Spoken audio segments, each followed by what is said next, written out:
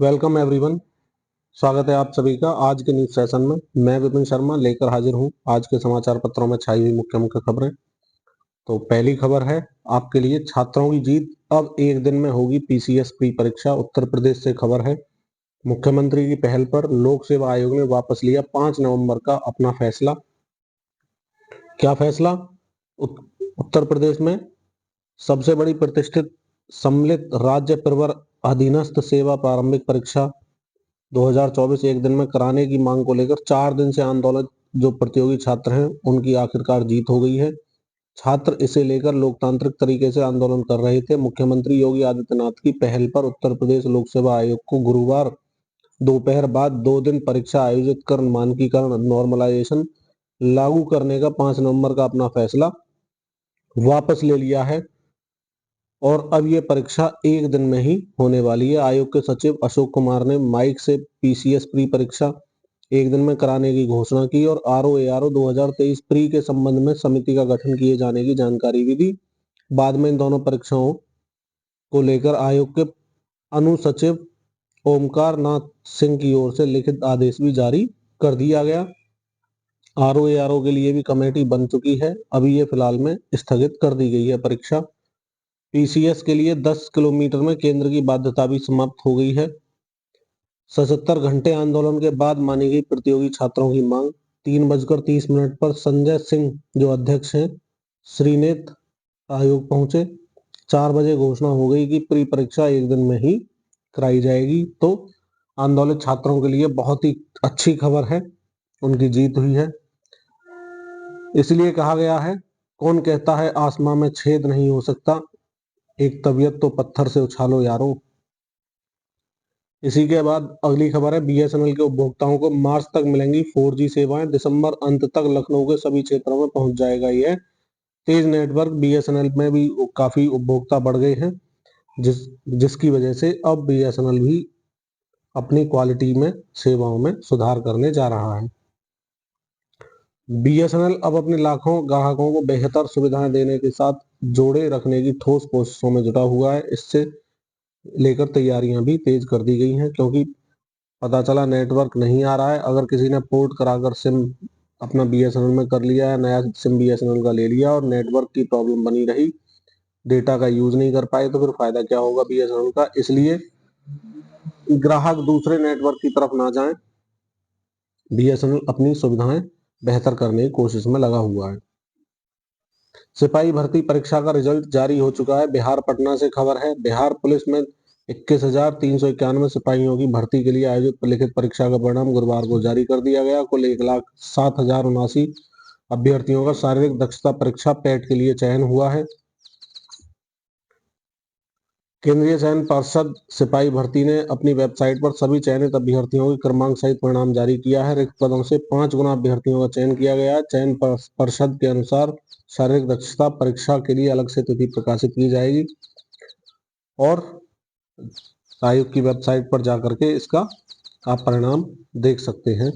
DElEd scrutiny परीक्षा के लिए आज से आवेदन शुरू हो चुके हैं। Diploma in elementary education DElEd यानी उत्तर प्रदेश से खबर है। डीएलएड की प्रथम और तृतीय सेमेस्टर की परीक्षा का परिणाम 9 नवंबर को घोषित करने के बाद उत्तर प्रदेश परीक्षा नियामक प्राधिकारी पीएनपी सचिव अनिल भूषण चतुर्वेदी ने परीक्षार्थियों से स्क्रूटनी के लिए आवेदन मांगे हैं। यह आवेदन 15 से 29 नवंबर तक ऑनलाइन किए जा सकते हैं। इसके लिए आधिकारिक वेबसाइट है www.btcexam.in पर अपना जा करके आवेदन कर सकते हैं। 13 दिसंबर को 4 घंटे प्रयाग में रहेंगे प्रधानमंत्री। महाकुंभ 2025 का औपचारिक शुभारंभ करने 13 दिसंबर को आ रहे प्रधानमंत्री नरेंद्र मोदी पहले श्रृंगवेरपुर धाम जाएंगे। पीएमओ में उच्च स्तरीय बैठक में उत्तर प्रदेश शासन के उच्च अधिकारियों के साथ ही महाकुंभ मेलाधिकारी विजय किरण आनंद भी मौजूद रहेंगे। महाकुंभ मेलाधिकारी ने प्रस्तावित कार्यक्रम की पीएमओ की जानकारी दे दी है। 5 माह से पोर्टल बंद, नैक मान्यता को आवेदन नहीं कर पा रहे संस्थान। मान्यता देने की धीमी गति से शिक्षण संस्थान परेशान। जनवरी में पोर्टल खुलने की अब उम्मीद की जा रही है। बिहार पटना से खबर है, विश्वविद्यालय और महाविद्यालयों से national assessment and accreditation council NAAC की मान्यता के लिए आवेदन लेने का कार्य पिछले 5 माह से ठप है। वहीं इसके पहले विभिन्न संस्थानों द्वारा किए गए आवेदन पर कार्रवाई की गति भी धीमी है। इन कारणों से उच्च शैक्षिक संस्थान जो है उनको काफी परेशानियों का सामना करना पड़ रहा है। नेक से मान्यता लेने वाले संस्थानों की संख्या बढ़ी है। कोशिश है इस कार्य में और तेजी आए। जनवरी 2025 में नेक आवेदन के लिए पोर्टल खुल जाएंगे। मान्यता देने की प्रक्रिया और सरल की गई है। अब पदाधिकारियों का संस्थानों में भौतिक निरीक्षण नहीं होगा। प्रोफेसर एन के अग्रवाल जी कह रहे हैं, राज्य नोडल पदाधिकारी हैं ये नेक के। एशियन चैंपियंस ट्रॉफी में भारत ने लगाई जीत की हैट्रिक, अच्छी खबर आई है। विमेंस एशियन चैंपियंस ट्रॉफी में मेजबान भारत का दबदबा करार है। टीम इंडिया ने अपने तीसरे मैच में थाईलैंड को 13-0 से हराकर जीत की हैट्रिक पूरी की। भारत की इस जीत से दीपिका का अहम रोल रहा, जिन्होंने अकेले 5 गोल दागे। भारतीय टीम के आगे थाईलैंड टीम नहीं टिक सकी और भारतीय खिलाड़ियों ने इस मुकाबले को एक तरफा बना दिया और एक के बाद एक गोल दागकर विपक्षी टीम पर दबाव बना दिया। अगला मुकाबला सैटरडे को होने वाला है और ये चीन के साथ होने वाला है।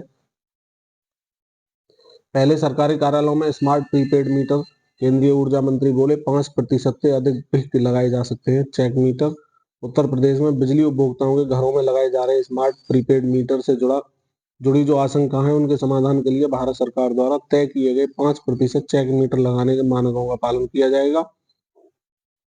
केंद्रीय ऊर्जा मंत्री मनोहर लाल खट्टर ने गुरुवार को होटल सेंट्रम में मीडिया से बातचीत में भरोसा दिलाया। उन्होंने साफ कहा कि स्मार्ट प्रीपेड मीटर से जुड़ी उपभोक्ताओं की शंकाओं के समाधान के लिए जरूरत पड़ने पर 5% से अधिक भी चेक मीटर लगाए जा सकते हैं।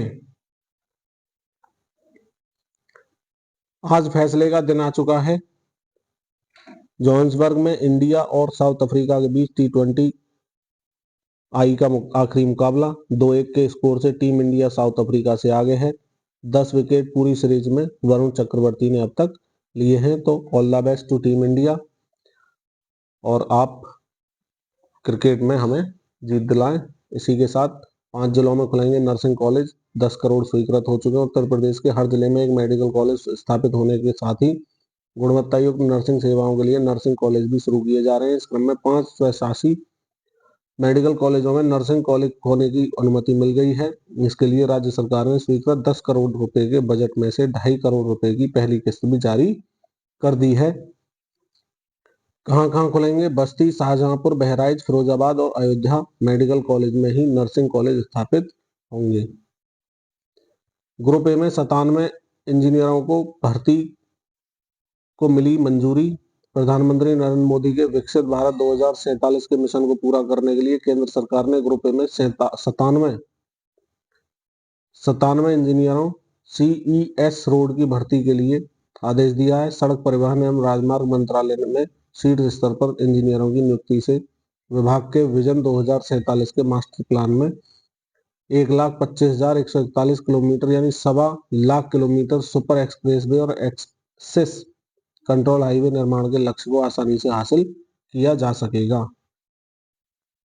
बोर्ड परीक्षाओं के सिलेबस में 15% कटौती नहीं, CBSE ने कहा है। केंद्रीय माध्यमिक शिक्षा बोर्ड ने गुरुवार को कहा कि 2025 में 10वीं और 12वीं बोर्ड परीक्षाओं के सिलेबस में 15% कटौती नहीं की गई है। CBSE ने कहा ऐसा कोई नीतिगत निर्णय नहीं लिया गया। कुछ मीडिया रिपोर्ट में बताया गया था कि 2025 की बोर्ड परीक्षाओं के लिए कक्षा 10 और 12 के पाठ्यक्रम में 15% तक की कटौती की गई है। शानदार टीम इंडिया ने एक तरफा मुकाबले में थाईलैंड को रौंद डाला। ये खबर अभी आपने देखी है ही। दिसंबर से जनवरी के बीच TGT PGT परीक्षा कराने की तैयारी।